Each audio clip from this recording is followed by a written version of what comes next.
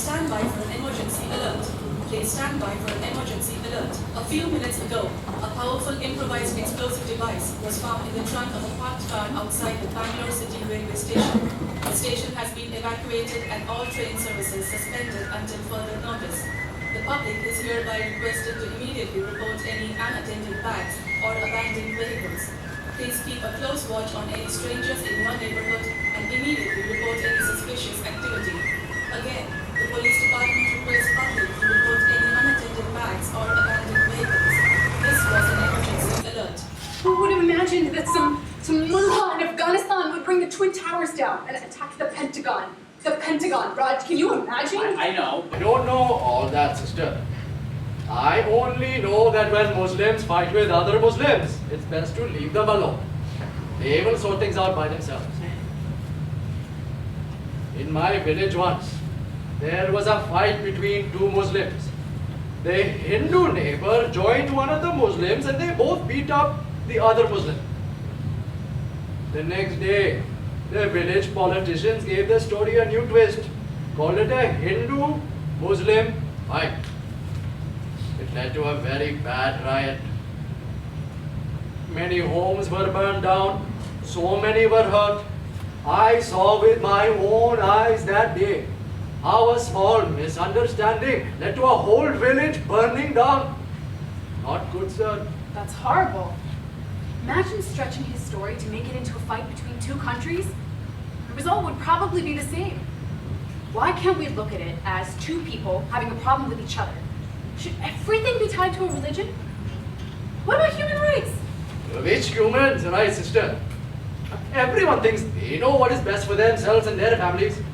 No one likes to be told how to run their home. But family or country or company, you cannot run it based on some medieval belief. I mean, how will you... No. Why? Does your husband beat you? My husband? Maybe in his... Grace, I hope... Look! We have a responsibility to our faith, to our elders and our traditions, which are time-tested and proved to be correct thousands of years ago. The biggest help I can get from my woman is knowing she is safely at home, not working for strange men in exchange for money. It is not honorable for us. What? I work with men in my office. You think I'm doing something dishonorable? No, I am not talking about you, sister. I don't like it if my wife becomes object for other men. I'm sorry, you think women who work are objects? Please don't get angry with me, sister. This is what I have grown up believing. I speak about what I have seen in my world. You can call me illiterate. And illiterate you certainly are, if you mean what you just said.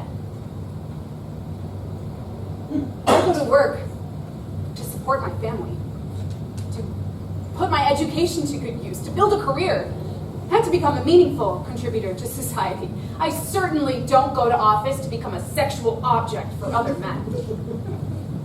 I don't look at women in my office that way. I mean, how could you say that? Answer me, Hanif. Sister, don't you dress up every morning to go to work?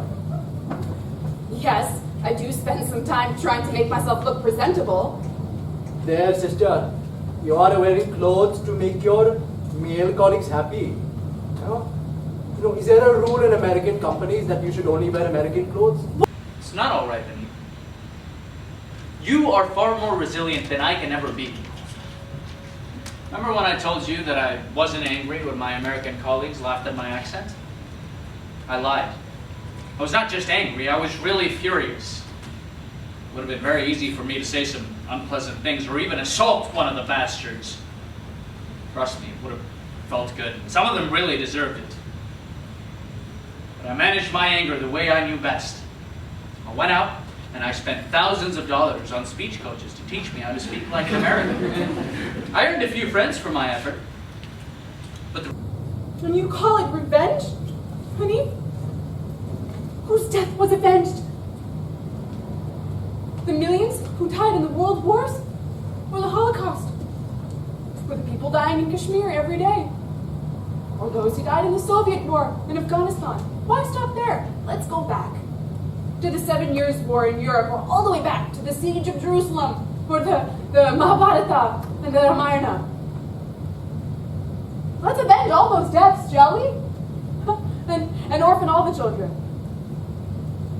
Let's destroy wonderful families forever.